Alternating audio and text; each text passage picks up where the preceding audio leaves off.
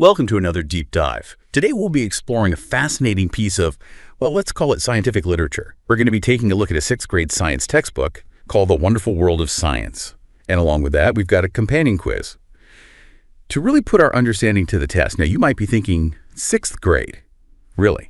But trust me, sometimes going back to the basics can be incredibly illuminating. It's not about rehashing elementary school science. It's about using those fundamental concepts as a springboard to explore how scientific thinking shapes the world around us. And this textbook does a fantastic job of sparking that curiosity right from the get-go. It poses these really thought-provoking questions about everyday phenomena, things we often take for granted, like why do stars twinkle? How does a flower know when to bloom? It's like it's trying to reawaken that childlike sense of wonder, that drive to understand how things work, And that's really at the heart of what science is all about. It's not just about memorizing facts and figures. It's about that innate curiosity, that desire to unravel the mysteries of the universe. Now, one of the things I really appreciate about this book is how it compares science to a giant, never-ending jigsaw puzzle. Each new discovery is like adding another piece to that puzzle. And sometimes those new pieces completely change how we see the whole picture. It's a really cool analogy for how knowledge is constantly evolving, and how science is this ever-unfolding journey, rather than a fixed destination. Speaking of journeys, let's talk about the scientific method. That step-by-step process that scientists use to investigate and understand the world. Well, this textbook breaks it down into 5 clear stages: observation, questioning, hypothesizing, testing, and finally, analyzing. But here's where things get really interesting. Instead of just presenting these stages in a dry, theoretical way, the book uses these really relatable examples from everyday life to illustrate each step. Like, for instance, it talks about a kid who's trying to figure out why their pen suddenly stopped working. First, they observe the problem, no ink on the paper. Then comes the questioning. Is the ink out? Is the tip clogged? From there, they form a hypothesis. Maybe the ink cartridge is empty. To test this, they pop open the pen. And finally, they analyze what they see. Yep, bone dry. It's empty. Such a simple example, right? But it perfectly demonstrates how we all use the scientific method without even realizing it. It's not just about fancy labs and complicated experiments. It's about that basic human drive to understand our world. And speaking of understanding our world, why don't we dive into that multiple choice quiz that you sent over? Let's consider this a fun little challenge to see how these basic scientific principles play out in different scenarios. All right. Question number 1. Which of these best describes what science actually is? Is it E, a big pile of facts about nature? B, a way to memorize formulas and do experiments? C, a way of thinking, observing, and doing things to understand the world and everything in it? Or D, just studying living things and how to get along? Take a second to think about it. What really gets at the essence of science? All right, the answer is C, a way of thinking, observing, and doing things to understand the world and everything in it. Because science isn't just about knowing a bunch of stuff, right? It's about the process of figuring that stuff out. And this definition, which comes straight from page 2 of The Wonderful World of Science, really nails it. Okay, on to question number 2. What's the most important thing you need for exploring science? Is it A, fancy lab equipment? B, being a math whiz? C, reading tons of science journals? Or D, plain old curiosity? I bet you already know this one. You got it. It's D, curiosity. This book really hammers home the idea that curiosity is the fuel that drives all scientific discovery.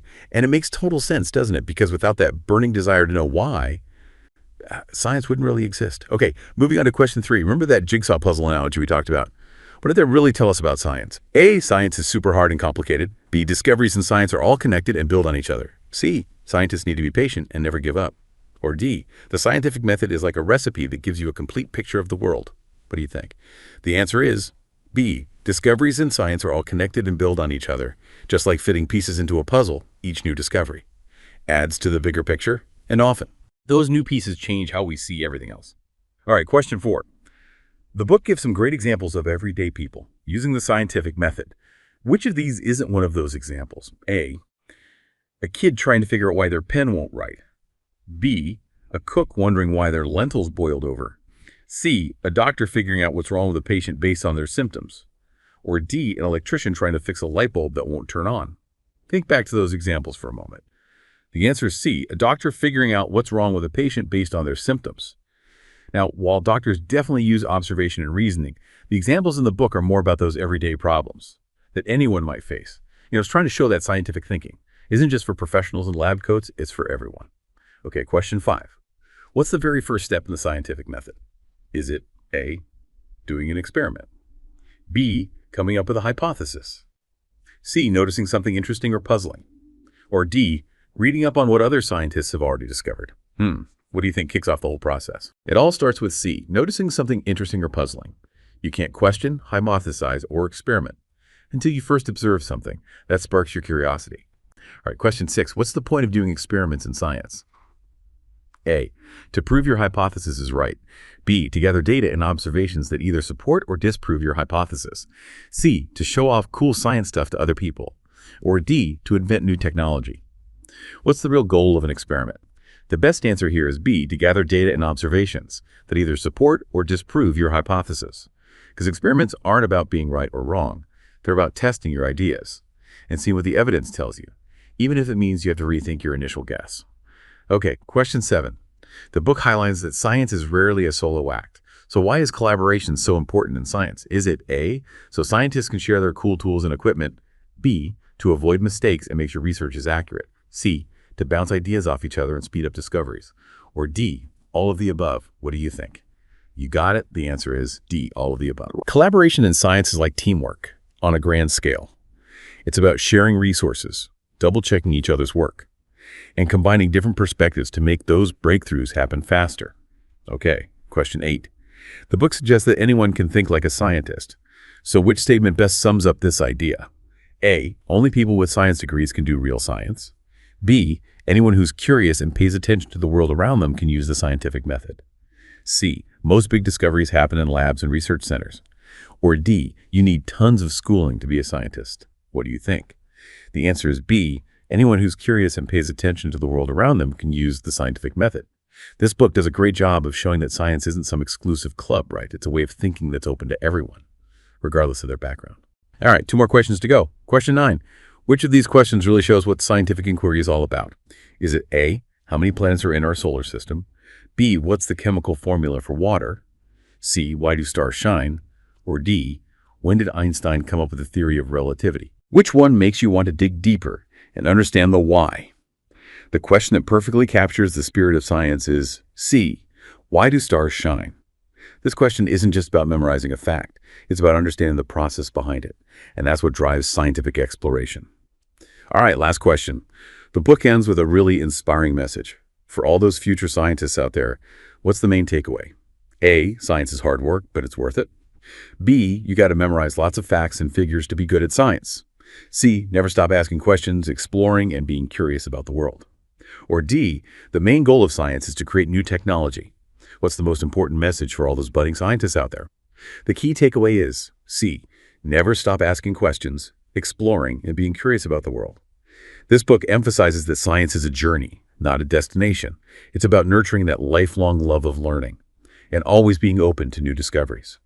Well, that wraps up our quiz. We covered a lot of ground, but remember, this is just the tip of the iceberg. There's a whole universe of scientific wonders out there waiting to be explored. So, what are the big takeaways from today's deep dive?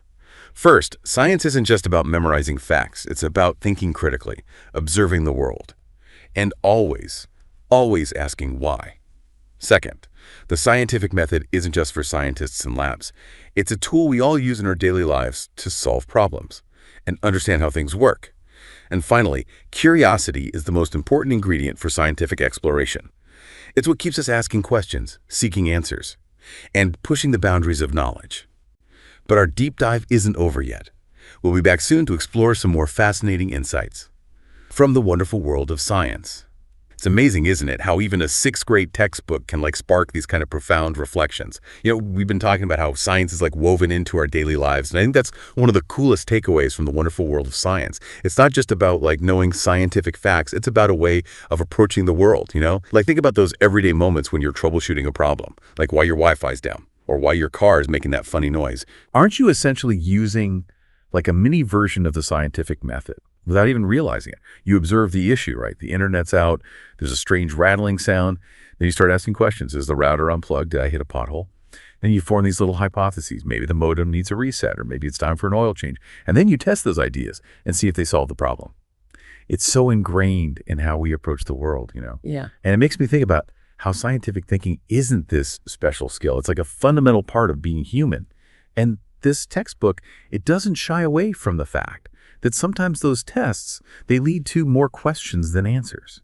And that's okay. It reminds us that science is about embracing uncertainty, being okay with not knowing everything, and realizing that every answer can lead to a whole new set of questions. There's also this fantastic emphasis on the idea that science is more than just facts and figures, right? It's about cultivating a mindset of curiosity, a willingness to explore, and a passion for understanding how things work. And speaking of passion, one thing that really struck me about the wonderful world of science is how it celebrates the collaborative spirit of scientific discovery. It talks about how scientists from all over the world work together, sharing knowledge, resources, and ideas.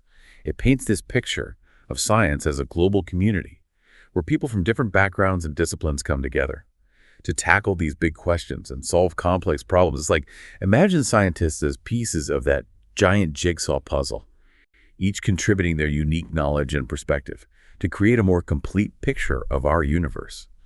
And the best part is, the knowledge generated through this collaborative effort, it benefits everyone. It's like this ever-expanding library of understanding that's available to anyone who's curious enough to explore it.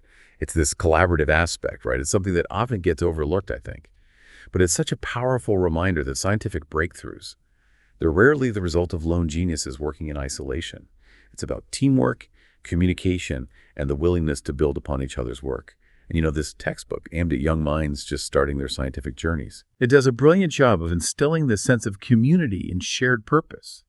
It's like it's inviting them to become part of something bigger than themselves, to join this global network of explorers who are constantly pushing the boundaries of what we know and what's possible. And that sense of wonder and possibility is something we can all tap into, regardless of our age or background.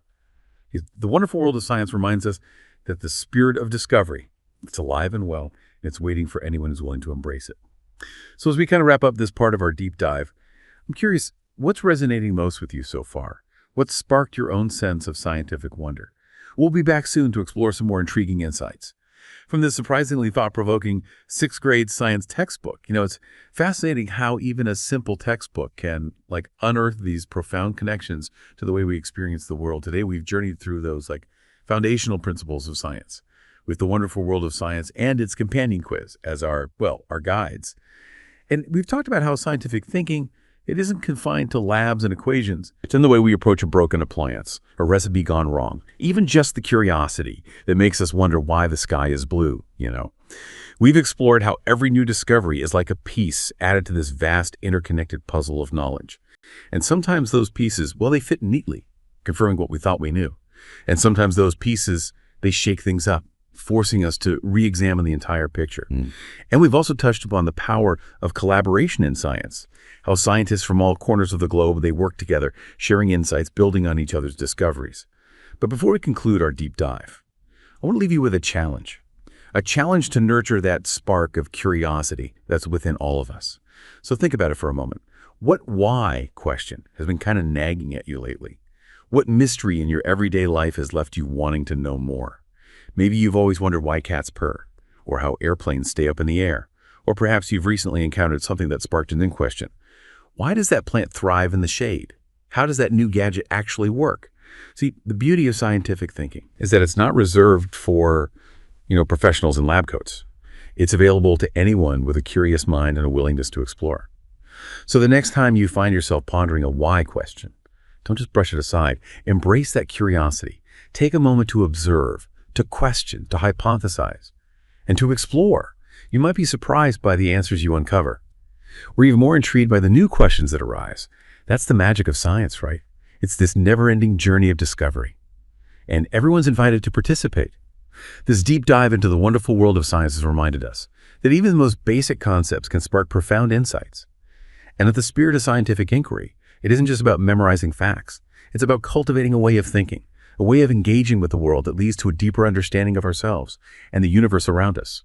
So keep asking questions, keep exploring, and never lose that childlike wonder that makes science so captivating. Until next time, keep diving deep.